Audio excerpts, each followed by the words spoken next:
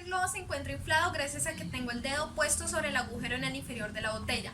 Esto se debe gracias a la ley de Boyle, por el aumento del volumen del gas en el globo y la disminución de la presión, haciendo pues que el globo se mantenga inflado. Pero si permitimos la entrada del aire por el agujero, la presión va a aumentar y el volumen del globo va a disminuir, haciendo que el globo se desinfle. En el experimento 2 vamos a explicar la ley de Gay-Lussac. Esta ley nos habla de que la presión de un gas es directamente proporcional a su temperatura en una masa y un volumen constante. Cuando la vela está encendida al aire libre, hace combustión con el oxígeno y la parafina para dar como resultado dióxido de carbono y agua. Cuando tapamos la vela con el vaso, la vela se apaga porque el oxígeno que hay dentro del vaso se agota. El agua sube por la diferencia de presiones. Como disminuye la temperatura dentro del vaso, la presión disminuye. La presión atmosférica va a empujar el agua dentro del vaso y va a disminuir el volumen que hay dentro de este, lo que va a hacer que la presión aumente para que se igualen las presiones.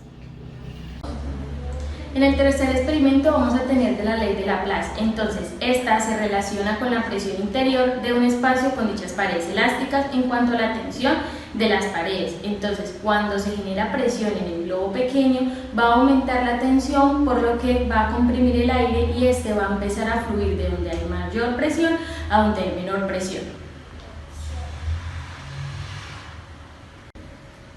Cuando tenemos dos radios iguales, la presión y la tensión casi no se van a modificar. Por esto, el aire va a empezar a fluir solo para contrarrestar las pequeñas diferencias que hay entre estos. La ley de Boyle-Mariotte establece que la presión de un gas es inversamente proporcional al volumen de una masa gaseosa, siempre y cuando su temperatura sea constante. Un ejemplo de ello sucede en los pulmones. ¿Qué pasa? Cuando la presión disminuye, el volumen de los pulmones va a aumentar, proceso que sucede en la inhalación.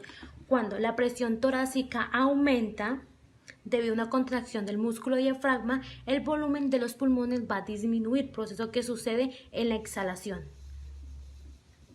En el experimento número 5 podemos encontrar de que el agua está con una capa bastante alta, un poco a comparación del borde de la taza. Encontramos la aguja flotando dentro de la taza y al aplicar el jabón observamos de que la aguja se profundiza. ¿Qué ocurre acá? Ocurre la ley de Lamplin-Jones, que hace de que estas partículas o la tensión superficial del agua se han unido, pero al aplicar el jabón esta tensión se rompe y hace que los objetos de metal que son más densos que el agua se profundicen.